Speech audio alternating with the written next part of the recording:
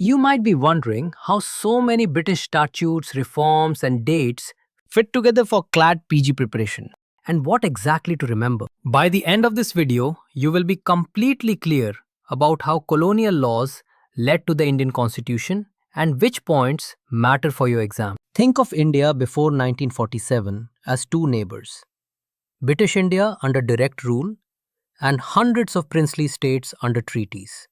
And watch how that neighborhood changed. Today, we will trace the big steps: the acts, the reforms, the Constituent Assembly, and the key features you must retain for CLAT PG. And towards the end, we will understand a key idea that most CLAT PG aspirants miss about continuity and change in constitutional design. Start with the Regulating Act of 1773.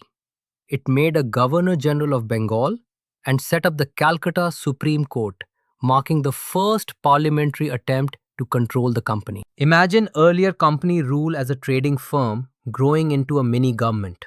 The Regulating Act began turning that firm into an administrative state. The Amending Act of 1781 and Pitt's India Act of 1784 tightened control, separated commercial from political functions, and created the Board of Control in London. These early statutes are important because they show the slow transfer of power from company to crown and how administrative centralization began. The Charter Acts of 1793, 1813, and 1833 gradually expanded executive powers, promoted translations and education, ended monopoly trade, and made the Governor General the Governor General of India in effect. The 1833 Act also introduced the law member post. Think Lord Macaulay, shaping laws and education, an early seed for a modern legal framework. By 1853, legislative and executive functions began to be separated.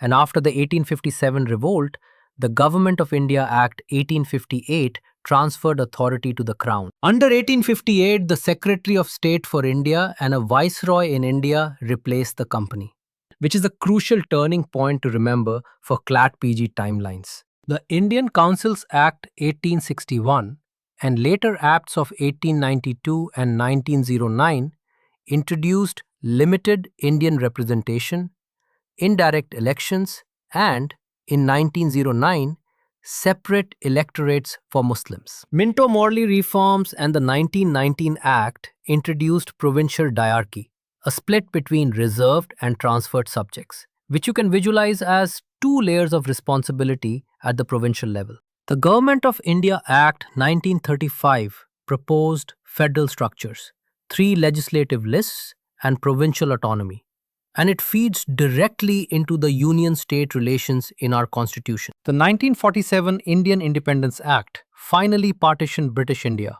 created 2 dominions, and gave constituent assemblies power to frame new constitutions. Now the Constituent Assembly story.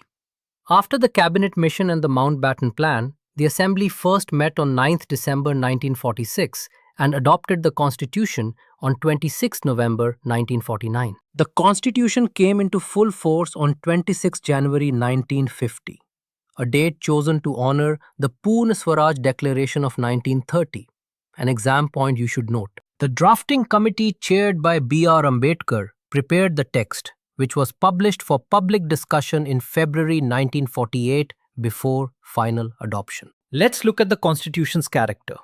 It is written, very detailed, and deliberately lengthy to reduce ambiguity and to provide institutional clarity. India chose a partly rigid, partly flexible amendment process.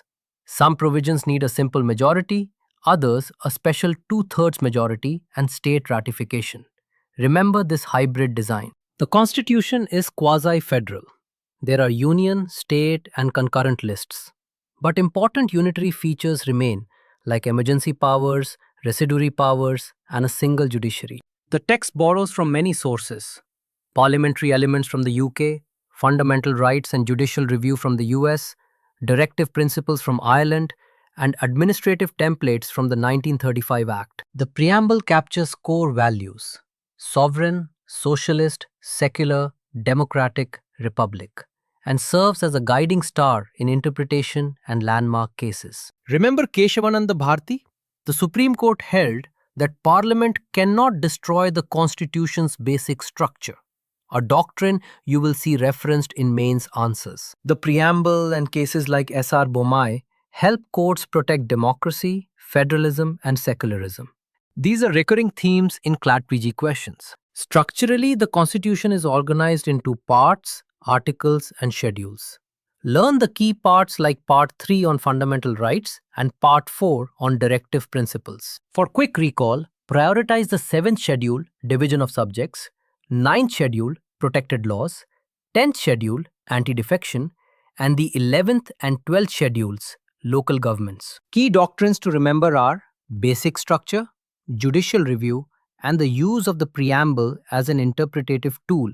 Link each doctrine to a landmark case for mains illustration. Visually reconstruct the story as 3 phases: company rule and early statutes, crown rule and representative reforms, then Constituent Assembly and the final Constitution. For CLAT PG strategy, memorize the landmark acts and dates, the nature of reforms they introduced, and at least 3 cases that shaped constitutional doctrine.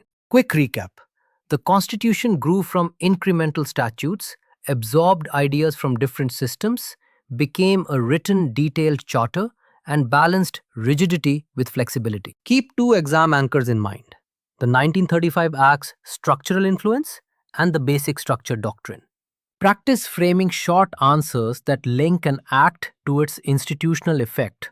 For example, how the 1858 Act shifted sovereignty to the Crown and reshaped administration. Before we close, note the oft missed idea. The Constitution is as much about preserving inherited administrative devices as it is about rejecting colonial authority. And that continuity is an exam-worthy angle. You are closer to mastering this topic if you can narrate it as an evolving story rather than a list of dates. Keep revising timelines and the purpose behind each reform, and use cases to show how constitutional values were defended in practice. If you want a structured study plan and concise notes for quicker revision, continue learning with EduRev, where this topic is broken into timelines, mind maps, and practice questions.